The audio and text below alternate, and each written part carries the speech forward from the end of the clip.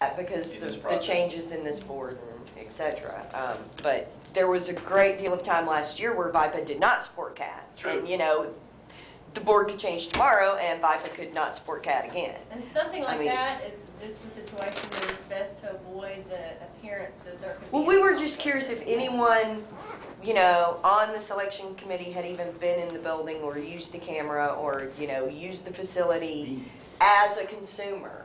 Yes, I have. Instead of, well, I was a consumer. No, As a before consumer. I worked there, not in recent memory, but before I was the manager of the television center, I have in the past been involved with. I mean, I was involved back in the early days. Did some work with Fable Open Channel. So, Okay. Well, I mean, we're just a question. I'm just asking. Sure. Not to be nitpicky about it, but I mean. I don't think that we'll get my questions answered today because they do require a lot of, I guess, close review of the ordinance and how we got here. Folks, it is not the city's job to have a complete control without reference to the telecommunication board. Say we're set up. We're the only city in Arkansas who has that. Now, how that gets worked out through these folks who do a beautiful job. As I say, I've worked with this before. It went through a completely different process. We had a review by the telecommunications board. There was a panel discussion. There was open public discussion of the contract and its provisions and how it was awarded, all of that. And that's all I'm arguing for, is that we go through a process where the public becomes involved in the process through the telecom board or through a panel discussion that the city holds. It can be an issue for them. The provisions that you make are going to be long lasting. The 5 years that has gone by very, very quickly. And I'm going to give each of you a copy of the program that shows what went on in 2006. So you'll see that they do a beautiful job on the RFP. It's the framing of the questions and all that are crucial to what the contract becomes. I'd appreciate if you'd send that directly to me, not to the members of the selection committee. No, I'm not talking about the selection committee. I'm talking about the RFP. I think y'all do a beautiful job with your RFPs. I think there's a distinction in kind of what CAT is, of what public access is, because of the ordinance and because of the telecommunications board. It is specifically designed, as I have always understood it, to prevent the city from unduly influencing either the programming or the content of what's on the channel. So I have a philosophical difference. I think the ordinance makes this process different from anything else that you do in the city because of the channel, because it belongs to the public nationally. The airways belong to the people, not to a city. And that's my whole argument. If we don't separate that distinction out, then what is the purpose of the telecommunications board? Well, you know, the government too is one that works to uphold the First Amendment, and I mean that in terms of the courts are run by the government. I agree. The legislative branches are government, administrations are government, and I mean there exists right now. Actually, Fritz and I were talking about this recently.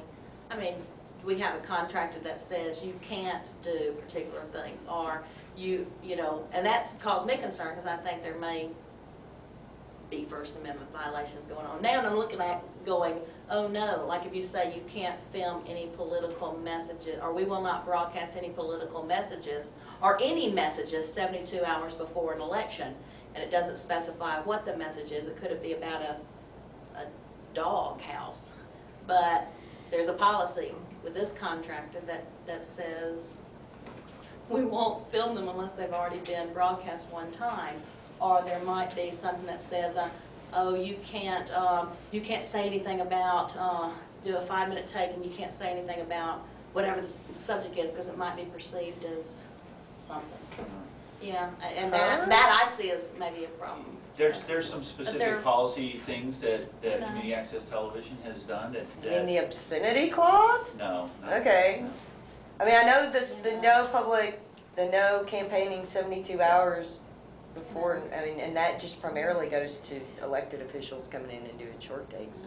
what I was always I told. wrote that policy, it was based on an old newspaper policy that 72 hours before an election, you don't allow somebody to come in and say, well, that guy is a homosexual and he shouldn't be Right. elected, because he doesn't have time to refute it.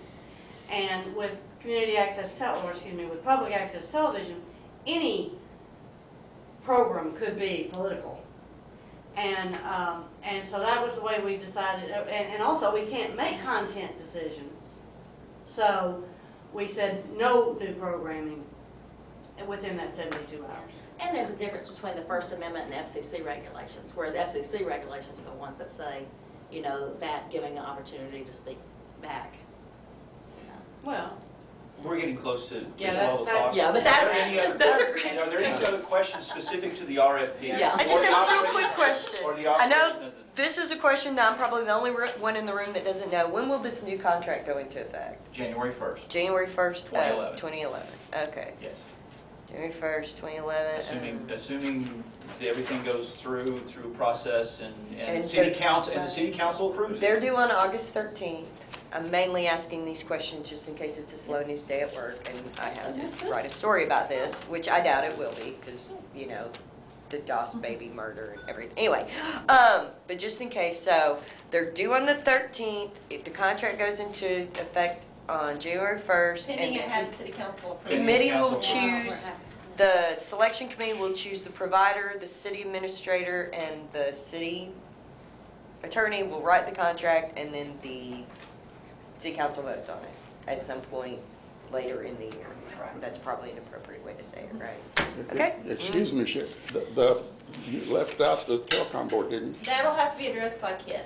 That's Okay, a well, KIT. okay, The I think that's Yeah. fine. All I'm saying is that it's the way it's been done in the past, that is the way it was done. Okay. And I would like to... Yeah, and that even though KIT may do a draft, that doesn't mean that anybody else is excluded from, you know, and things might change Yeah. once it, yeah.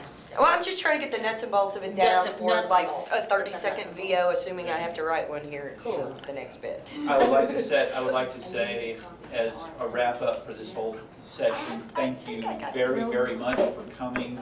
Great points, great questions. I hope you have got the clarification that you needed to go forward with whatever proposal you might be putting together. And if you do have any more questions about the RFP, please contact Andrea. Okay. thank you. I think I can tell.